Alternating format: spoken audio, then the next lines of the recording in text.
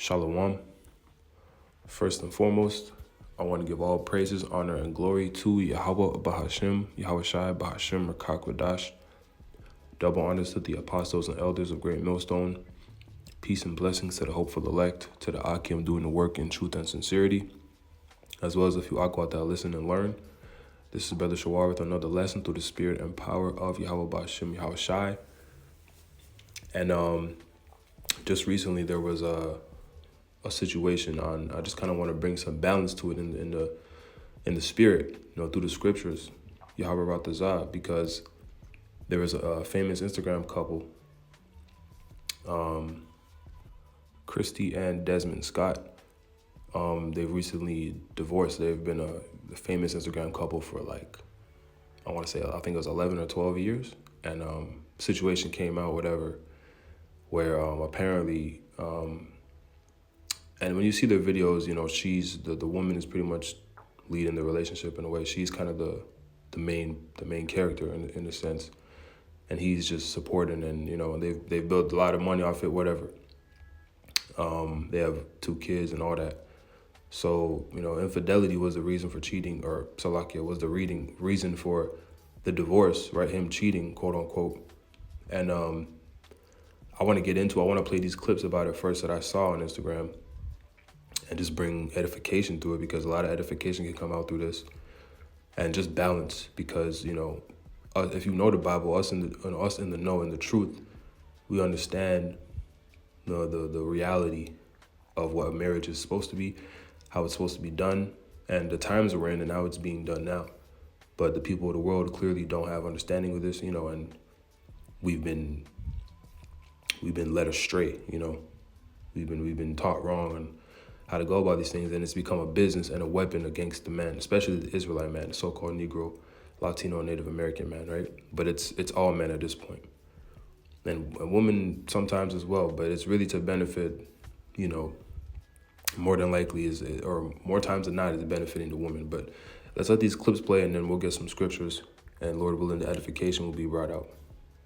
You notice the impatient look Desmond Scott gives Kristy Sarah? 3 details prove that Desmond has already fallen out of love. Recently, Kristy officially filed for divorce from her childhood sweetheart and husband of 11 years, citing Desmond's infidelity during their marriage. In fact, keen-eyed fans had already noticed the subtle changes between the two. In the couple's daily life videos released before the divorce, Kristy is always cheerful and playful. However, Desmond's response is not his usual affectionate smile, but instead a slight furrowed brow and a gaze that drifts away in impatience. This wasn't an isolated incident. Fans analyzed the shift and noticed that Desmond's gaze went from a deeply affectionate look in 2024 to a reluctantly indifferent look in 2025. His body language also shifted from being close and engaged to leaning slightly away, a subtle sign of emotional distance. Second, in their shared social media posts, Desmond has always presented himself as a gentleman, while Kristy has become increasingly arrogant and assertive. As time passed, Desmond seems to have intentionally distanced himself from Kristy, revealing his growing indifference towards their marriage. Lastly, the most obvious change occurred a few months ago when Desmond quietly removed his wedding ring, the symbol of loyalty and love, raising suspicions that he may have... What really happens when the ultimate internet power couple turns off the ring light? Look, you've already seen the headlines about Kristy and Desmond Scott. It's everywhere. But you know that on this channel, we don't just scroll past the headlines. We dig underneath them to find the uncomfortable truths. And honestly, this one hurts. For over a decade, I bought into the Scotts just like you did. They were the blueprint. High school sweethearts who met at 14. She was the wild extrovert doing backflips in heels. He was the quiet, steady chef, the ultimate green flag husband, always in the background. They built a multi-million-dollar empire, gained 26 million followers, and raised 2 beautiful boys on the premise that their love was the real deal. Just last year, in 2024, they threw an enormous, elegant 10th anniversary party. They told magazines they were still best friends who focused on constantly laughing. They were posting happy videos right up until December 2025. But here is the deeply sad truth hidden beneath that curated feed. While we were double-tapping their wholesome family dynamics, the foundation was completely rotting. When Kristy filed those papers in Texas on December 30th, she didn't use the standard Hollywood excuse of irreconcilable differences. She dropped a bomb. She cited alleged infidelity. And the language in the court documents? It's terrifyingly final. It states that this betrayal completely wiped out any reasonable chance of reconciliation. Think about that phrase. 11 years of history wiped out. Now, everything they built is at risk, not just their reputation, but their joint production company, ironically named Meant to Be Films. It makes you look at your For You page differently, doesn't it? If the ultimate green flag couple was living a lie, what else on this app is fake? What's your take? Did the fame destroy them, or was the perfect husband act just an act the whole time? Let me know in the comments and hit that follow button. Because when the next layer of this story peels back, you know I'll be here to uncover it.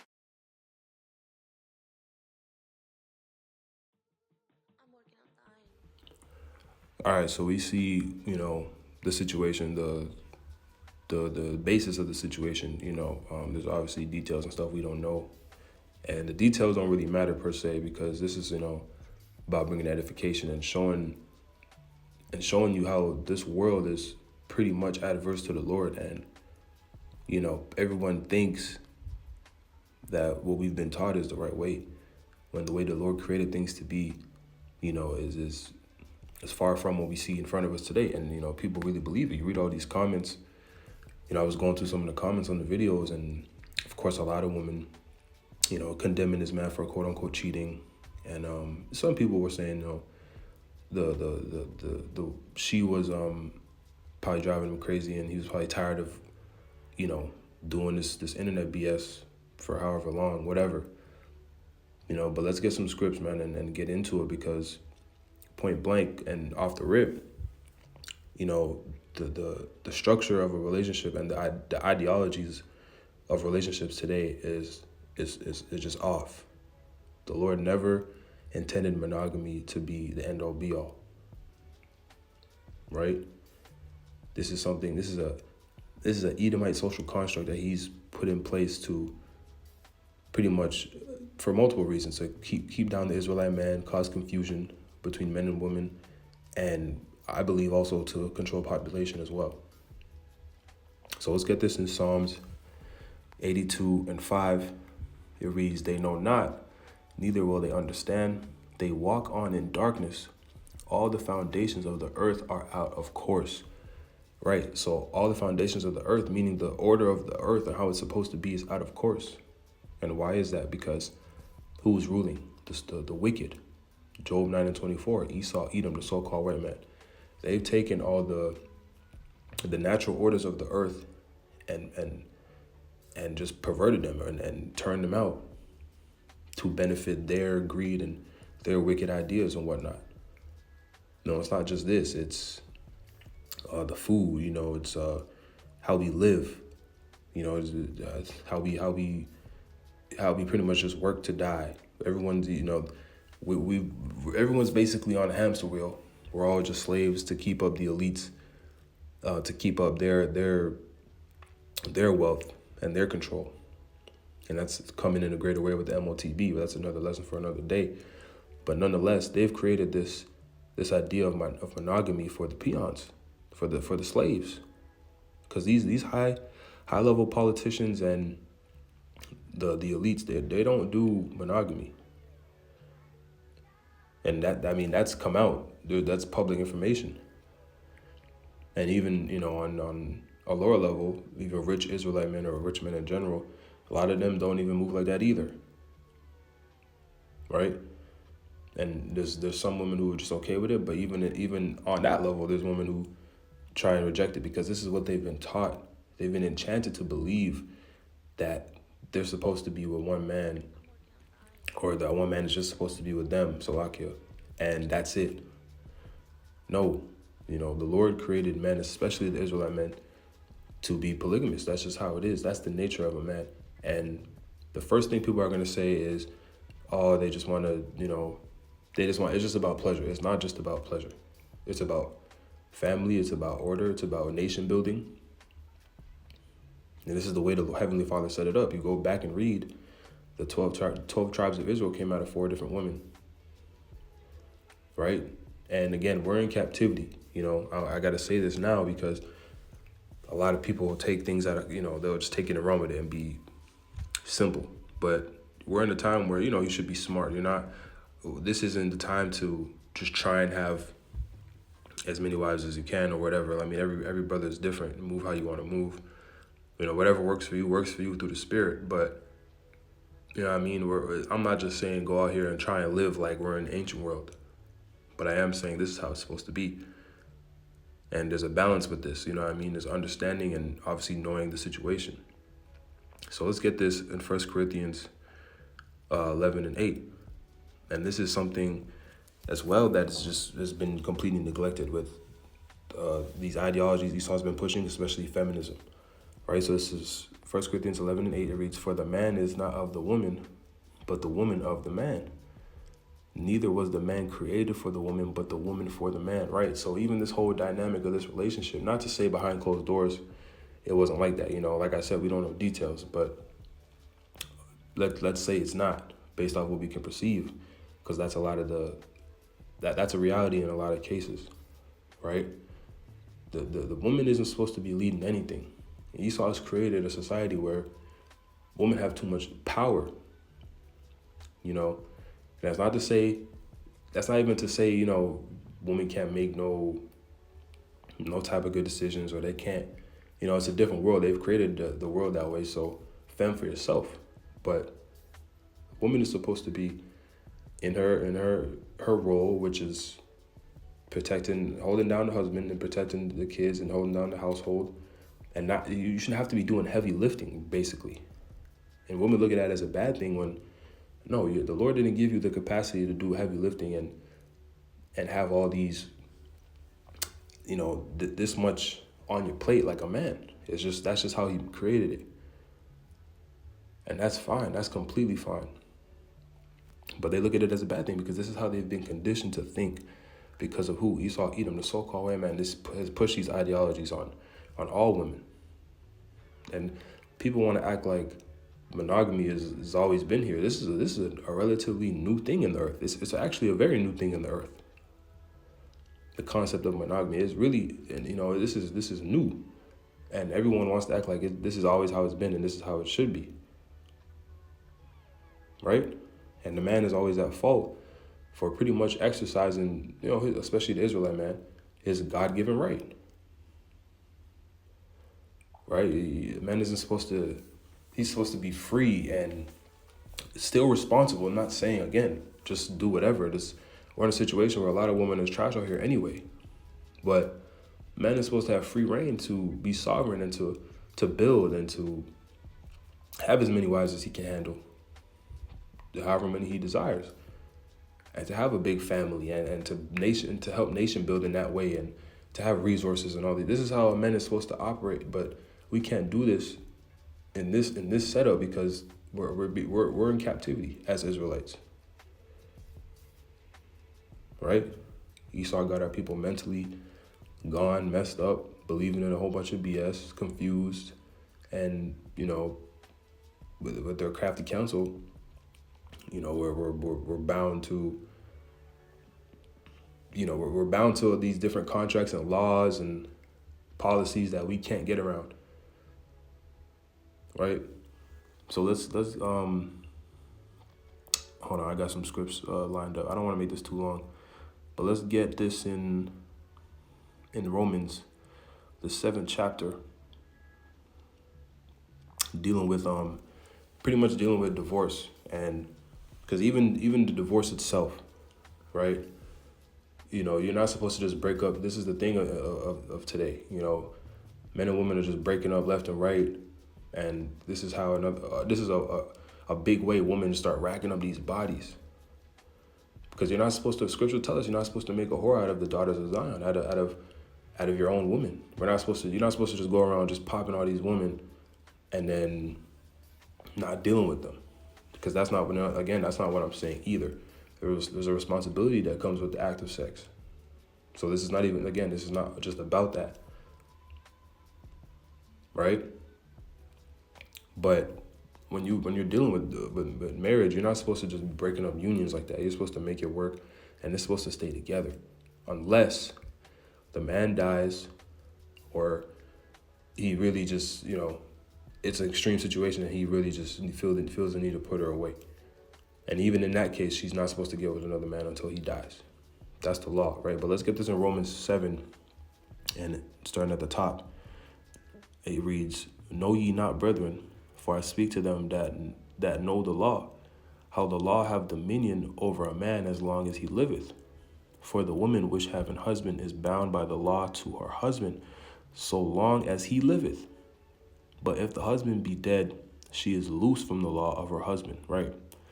So then if while her husband liveth, she be married to another man, she shall be called an adulteress. But if her husband be dead, she is free from that law, so that she is no adulteress, though she be married to another man, right? And adultery is when a man has sex with another man's wife, because the act of sex is what actually consummates a marriage. That's what makes it official, right? Going back to Genesis 24th chapter. Well, Isaac took Rebekah into his mother Sarah's tent, and she became his wife. He went in unto her, and that's how she became his wife. When you get a virgin, you break their hymen, right? That's what makes them your wife. And a woman is supposed to be with one man her whole life, right? This is the reality of how the Lord made things to be. But people are so far gone from this that we have, look at the madness you have going on, right? Everyone feels like they're getting done dirty. No one can trust each other. You know what I mean? The divorce rates is through the roof. It's a bunch of madness, however you put it. And there's a handful of people that make it work. You know what I mean? There's even brothers in the truth that are married that make it work. If you have a good situation, I'm gonna add this too, with one woman, that's beautiful. There's nothing wrong with that. It's not to say you can't have that. If you have a good situation and it's beneficial to you, keep that. We're in captivity. We're not in the kingdom. It's not gonna work, for everybody to just be out here and dealing with multiple women. And a lot of times that just distracts you, right? And we'll get to that later. But this is just, again, the biblical perspective and the truth of the matter. So she's not supposed to divorce this man just because he slept with another woman. That now is supposed to be his wife, and they are now supposed to have, a family. That's supposed to be part of family. And this sounds, to people of this world, this sounds, insane. Meanwhile, you have, you have more marriages happening, same-sex marriages happening, and that kind of thing, and men cutting off their private parts and getting married to animals and all kind of madness going on. But people don't even want to really get on that. But you say a man's can have multiple wives, and you're the bad guy. This is how far and deep rooted this ideology is, man. Esau has really got the minds of the people. And when you even break it down, even thinking logically, it makes more sense. It's more sources of income, right? The families, it can grow faster because the Lord wants us to be fruitful and multiply. That's part of the point. That's one of the first commandments he gave us, going back to the time of Adam, right? So it makes more sense logically when you look at it. And in the way, of course, in this setup, the way they set the world up, it's harder. And you're thinking of financially, you're thinking of the ideologies are so rooted that, people don't think that way, which makes sense. But again, this is how it's supposed to be. So let's get this to just to further prove to you in the law that this is, there's nothing from what we know, based off the information we've been given. This man, Desmond, didn't do nothing wrong in the eyes of the Lord, right? Exodus 21:10. If he take him another wife, her food, her raiment, and her duty of marriage shall he not diminish. And if he do not these three unto her, then shall she go free without money, right? So a man is allowed to take another wife. Another, meaning adding one more to the one you already have. Right? And I want to get this because, like I've been saying, this doesn't mean, just because you can doesn't mean you should, right? So 1 Corinthians 10 and 23, it reads, all things are lawful for me, but all things are not expedient. All things are lawful. Also, like, let me read that from the top. All things are lawful for me, but all things are not expedient. All things are lawful for me, but all things edify not, right?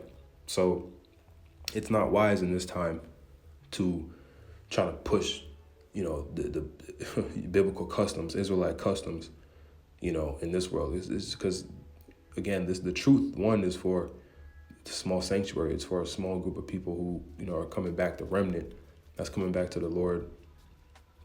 Yahweh Bashem Yahushai, his true name in the Paleo Hebrew, the Heavenly Father and the Son. It's for those who's coming back in the truth in these last days, right? So these biblical customs, for the most part, there's a few women who just will be cool with it, and but for the most part, that's not going to happen, right?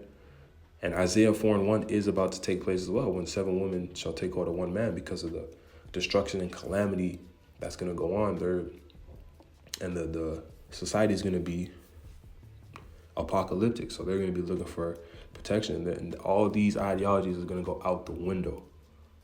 You're going to see women just snap back into that state of just wanting to be protected, not caring at all how many women is with you, right? It's because Esau has this facade up and these things to protect them, and these ideologies that they can stand on, and these laws that they feel so confident in believing in this BS, right? So let's get this in Micah 2:10. It reads, arise ye and depart, for this is not your rest. Because it is polluted, it shall destroy you, even with a sword destruction, right? So again, this is not our rest as Israelite men. Women as well, but it's particularly the men. Because Esau, the so-called white man, our enemy, has created an environment, a place where we cannot be our true selves. We cannot be Israelite men and rule how the Lord intended it to be. And this is a part of also the Lord punishing us due to the curses and our disobedience of our forefathers, pursuant to Deuteronomy, the 28th chapter, right? It's a condition of the battle. We don't have the power that we once had. We don't have our women are far gone. Their mindset is long gone from that. Women in general. And some of we have to deal with. And some of you got to navigate and be smart, whatever your situation may be. You got to be smart with it. Let's get this as well. Jeremiah 31:22, it reads, how long wilt thou go about, O backsliding daughter? For the Lord hath created a new thing in the earth. A woman shall compass a man, right? A new thing in the earth.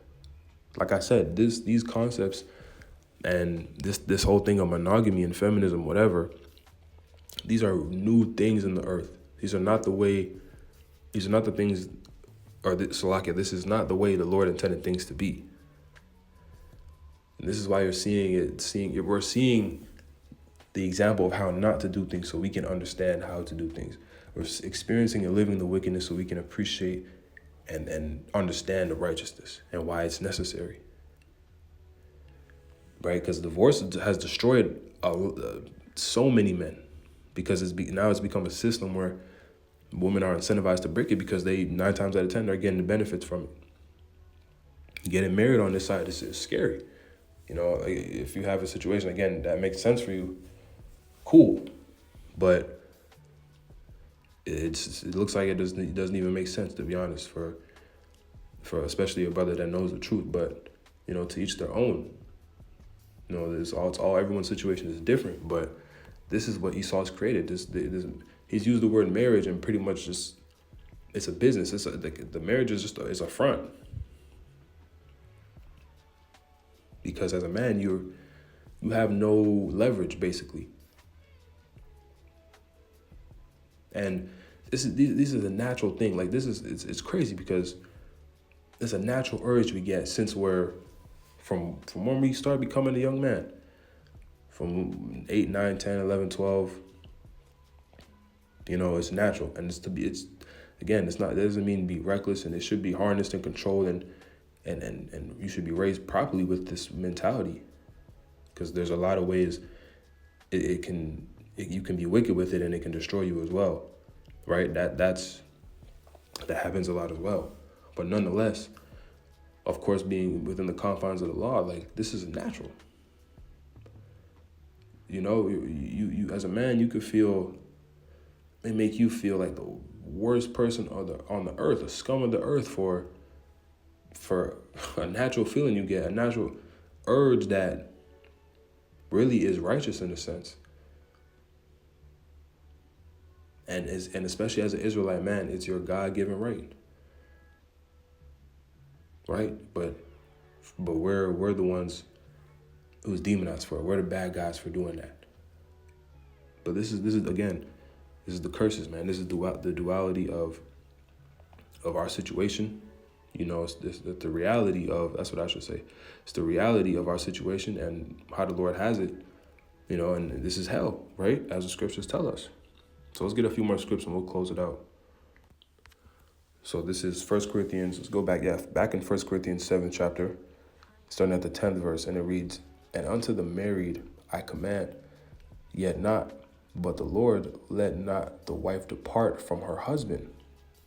And if she depart, let her remain unmarried," right? So, like I said earlier, if a woman decides to really just leave or whatever, then you're still to be unmarried. You're still not to get with another man. Because in this system pushes adultery. It parades and pushes adultery. Because this is Esau, man. This is the wicked that the Bible speaks of, right? This is his system. Reading on, it says, "Or be reconciled to her husband." Let me start again. "But if she depart, let her remain unmarried, or be reconciled to her husband. And let not the husband put away his wife." Right? You're supposed to keep the union together, right? "But to the rest speak I, not the Lord. If any brother have a wife that believeth not, and she be pleased to dwell with him, let him put her not away. And the woman which have a husband that believeth not, and if he is pleased to dwell with her, let her not leave him. For the unbelieving husband is sanctified by the wife, and the unbelieving wife is sanctified by the husband. Else were your children unclean, but now are they holy. But if the unbelieving depart, let him depart. A brother or a sister is not under bondage in such cases, but the Most High have called us to peace," right? So again, you're supposed to keep that union together, right? And it really is going into brothers in the faith. If you have an unbelieving wife, you can rub off on her in the spirit, and eventually things will, she'll come around in certain ways, and it will be, it'll get better, and vice versa. But the point is, we're supposed to keep this together. And I wanted to get this earlier on the adultery. I forgot to put this precept when I was speaking on it, because again, adultery is not what people think it is now. They've also changed the perception or the understanding of and meaning of adultery, right? So let's get this. Leviticus 20:10, it reads, "And the man that committeth adultery with another man's wife, even he that committeth adultery with his neighbor's wife, the adulterer and the adulteress shall be surely put to death." So if a man has a wife and there's a woman who's not betrothed or not married, and he has sex with her, that becomes his wife. That's not adultery. Adultery is if a man sees a woman that has a husband and they decide to have sex. That's adultery, because she is another man's wife. This is how it works, right? So this whole thing is just, and it's really it's honestly draining, because you constantly see this every year in, year out for decades now. Men just in this situation and being demonized for pretty much their God-given right, dealing with Israelite men, of course, but men in general, really. And one more scripture, because above all this, the point is not to try and justify yourself and just getting a bunch of women. The point is to understand, obviously it's the truth, it's edifying, it's information. And as a brother, it's to find balance in your situation, because again, we're supposed to be focused on the ministry, focused on the Lord, serving Yahweh Bashim Yahushai, and getting out of here, getting to the kingdom, making it on a chariot. But this is, we're men, you have desires, you have wants, most men want to be with a woman. Some brothers have a spirit where they don't need to, but that's not the case all the time. But we're to be as focused as possible on what we got going on. That's even in your regular life, in your worldly life, you should still prioritize, yourself and building yourself and balancing out family and your woman situation, whatever it may be. But, it's all through the Spirit. It's all a balance through the Spirit. So let's get this and we'll close. This is 1 Corinthians 7:29. It reads, "But this I say, brethren, the time is short. It remaineth that both they that have wives be as though they had none." And Apostle Paul is giving advice, right? This is not, a lot of people use this as if, they use his advice and stuff he says as if it's the law, and they try to turn it and twist it, but it's advice, right? "And they that weep as though they wept not, and they that rejoice as though they rejoice not, and they that buy as though they possess not, and they that use this world as not abusing it. For the fashion of this world passeth away." So be smart in your situation. Use the world with what you have at your situation to benefit you. Like I said, if you have one woman that you're cool with, that's good for you, then do that. Be with that woman, and don't just destroy the woman just because you can. It's lawful to have multiple women. That's not wise, right? Pretty sure a lot of brothers, including myself, have been in that situation, right? Every brother's situation is different, but that's the point. The fashion of this world passeth away. This is temporary, right? Verse 32, but I have you without carefulness, but I would have you without carefulness. He that is unmarried careth for the things that belong to the Lord, how he may please the Lord. But he that is married careth for the things that are of the world, how he may please his wife, right?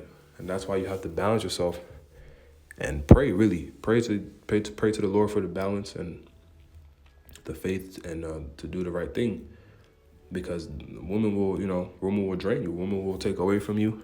You're going to have trouble on the flesh on this side, regardless, dealing with a woman. In some way, shape, or form, it's always going to be something. But, if you feel like you got to have a woman or whatever, then so be it. You got to find a balance. But the point being, this is all off, right? This whole situation, the whole idea of this westernized marriage and these concepts is all wicked and wrong. And it's a weapon used against those Israelite men that's now everybody, right? And it's destroyed the ideas of relationships. It's destroyed a lot of men, even some women in some cases. And now, it's just it's a shit show, right? It's madness, ultimately. But we're coming out of this at some point. The Lord, Isaiah 4:1 is coming at some point, very soon, when all hell breaks loose, right? But in the kingdom, we know things will be done the right way in righteousness.